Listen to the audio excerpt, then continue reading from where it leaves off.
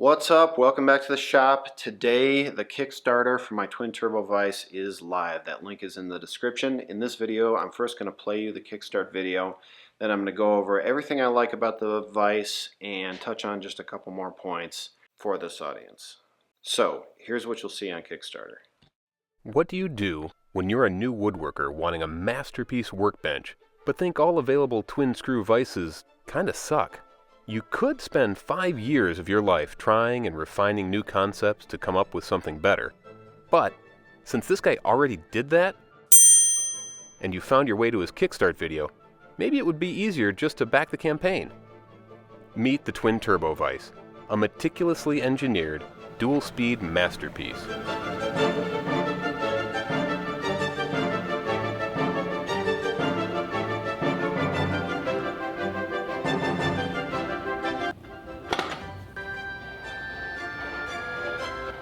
Now, here is the inventor to tell you a bit more with his slightly less impressive speaking voice and audio quality. Hello, I'm Andy Klein, woodworker and inventor.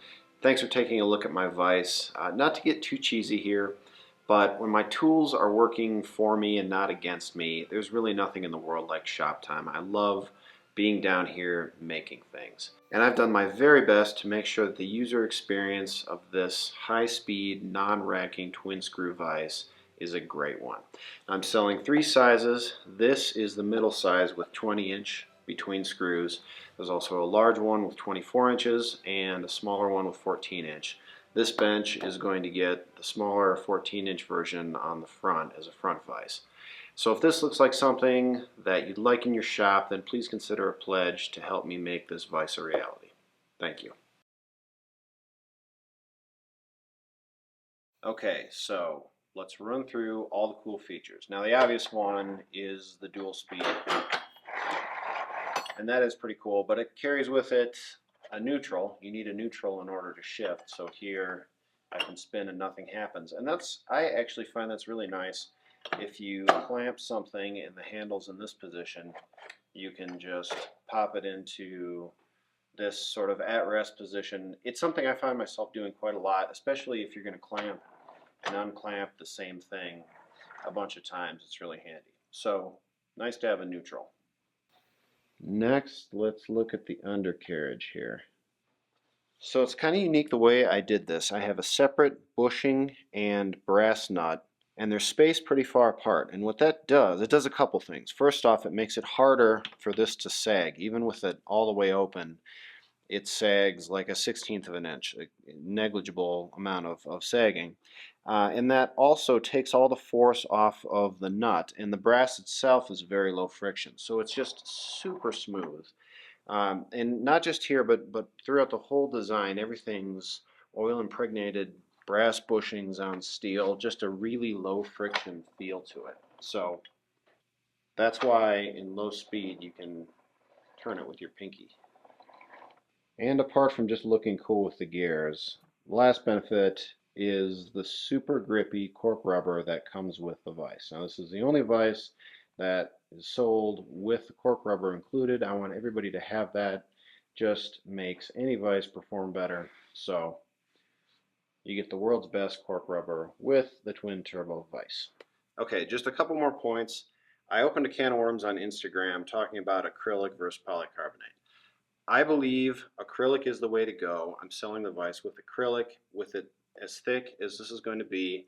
I've done a lot of tests. It's not going to crack. Even this one that's thinner than what I'm going to be selling is quite robust. It's less prone to scratching. I think acrylic's the way to go.